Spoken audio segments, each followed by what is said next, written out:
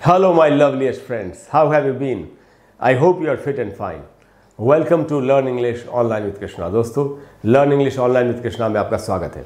अच्छा दोस्तों, 3 ऐसे वर्ड्स हैं इंग्लिश में जिनका बड़ा इस्तेमाल स्पोकन इंग्लिश में डेली लाइफ की कॉन्वर्सेशन में होता है।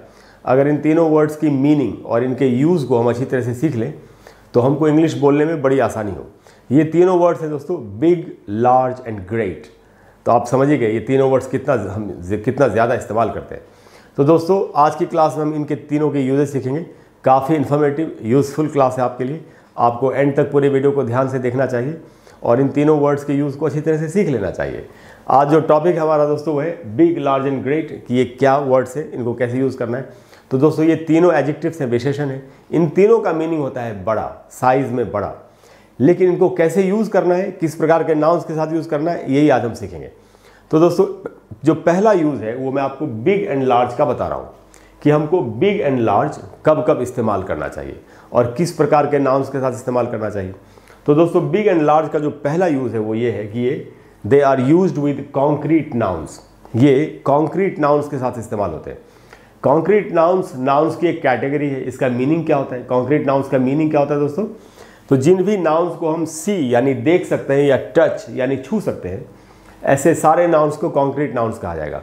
तो कॉन्क्रीट नाउन्स के साथ यानी ऐसे नाउन्स के साथ जिनको हम छू सकते हैं या देख सकते हैं, ये बताने के लिए कि ये साइज़ में बड़े हैं, हमको बिग एंड लार्ज का इस्तेमाल करना चाहिए। एकदम क्लियर हो गया।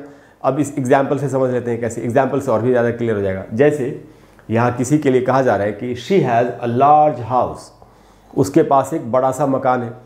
अब हाउस दोस्तों एक कॉन्क्रीट नाउन है, उसको हम छू सकते हैं, देख सकते हैं। उसके पहले हमने लार्ज का इस्तेमाल किया ये बताने के लिए कि वो साइज़ में बड़ा है।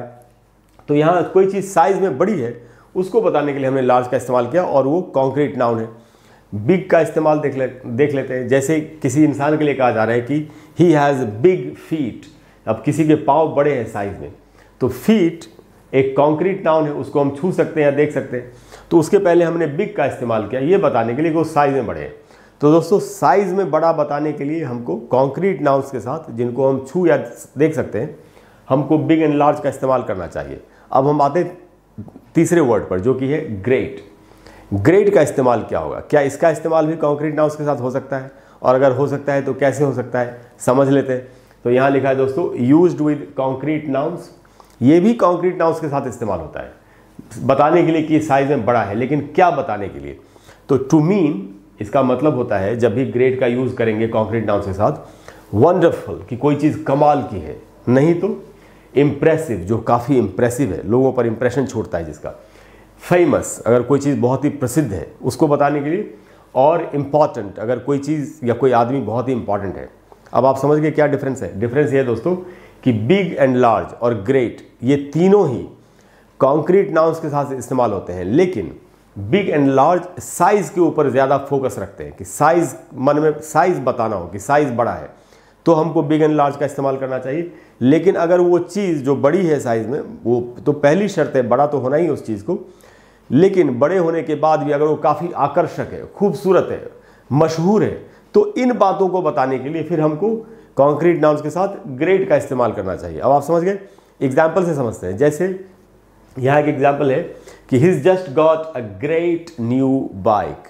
किसी के लिए कहा जा रहा है कि उसने अभी हाल ही में तुरंत एक नई बाइक खरीदी है जो कि कमाल की है। तो यहाँ बाइक दोस्तों कॉन्क्रीट नाउन है, उसके पहले ग्रेट का इस्तेमाल किया गया। अब यहाँ बाइक के साइज से मतलब नहीं है, यहाँ बाइक बहुत कमाल की है, साइज तो बड़ा होगा ही, तभी तो ग्रेट वर्ड का इस्तेमाल हो रहा है। लेकिन वो बहुत कमाल की बाइक है, काफ़ी सुंदर होगी, उसकी टेक्नोलॉजी काफ़ी अच्छी होगी, शानदार है, ये मीनिंग है, ये सेंस है।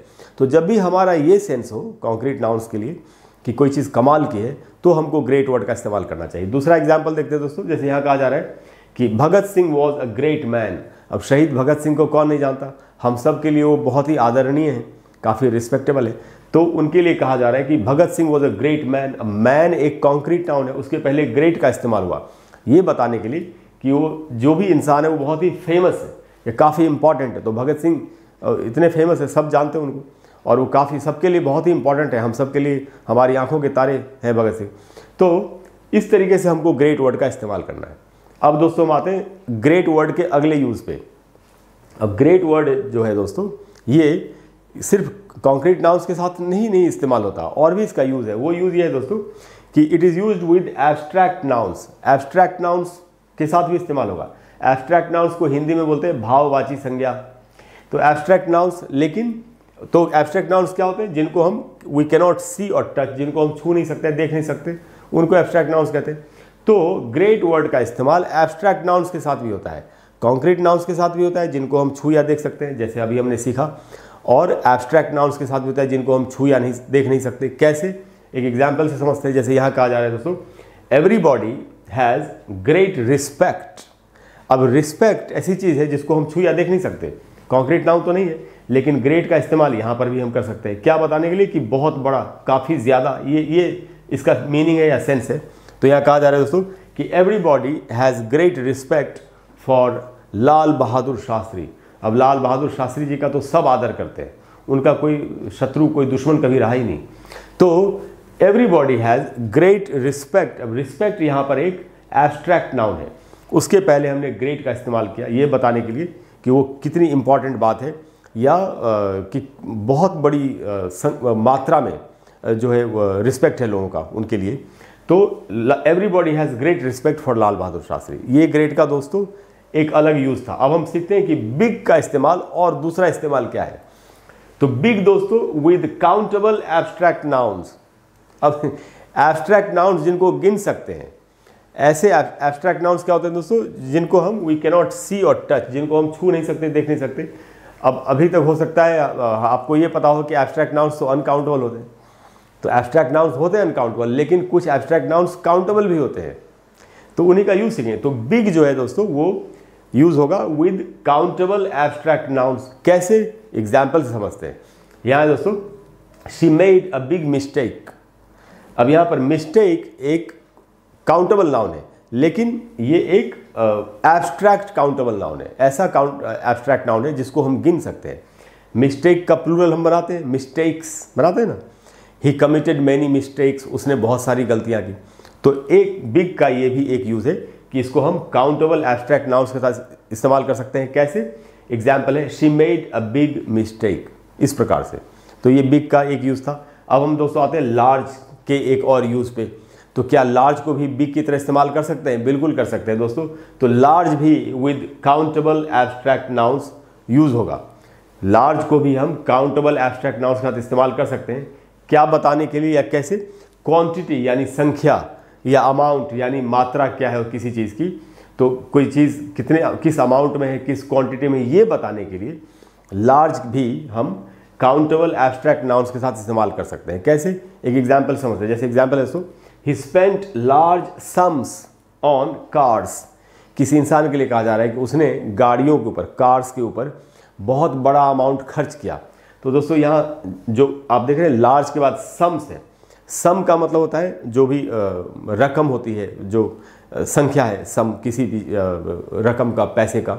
तो ही spent large sums on cars, ऐसे भी बोल सकते हैं। ही spent large sums of money on cars, ऐसे ही बोला जा सकता है। तो यहाँ दोस्तों सम्स जो है ये काउंटेबल एब्स्ट्रैक्ट नाउन है, क्यों? तभी हम इसका प्लूरल बना रहे हैं, इसमें एस लगा हुआ है, और उसके साथ हमने लार्ज का इस्तेमाल किया। तो दोस्तों ये सारे यूजेस थे बिग, लार्ज एंड ग्रेट के, और यही बिल्कुल ही मेन और यही इसके सारे यूजेस हैं। मुझे पूरी उम्मीद है कि इन यूजेस को सीख के अब आप इन वर्ड्स का बिल्कुल सही तरीके से इस्तेमाल कर पाएंगे।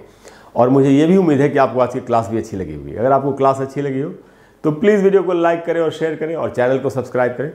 और अगले वीडियो में मैं फिर आपको इसी तरीके से कुछ ऐसे वर्ड्स जिनकी मीनिंग सीख के हम अच्छी इंग्लिश बोल पाएंगे, मैं आपको ऐसे वर्ड्स बताने की कोशिश करूँगा।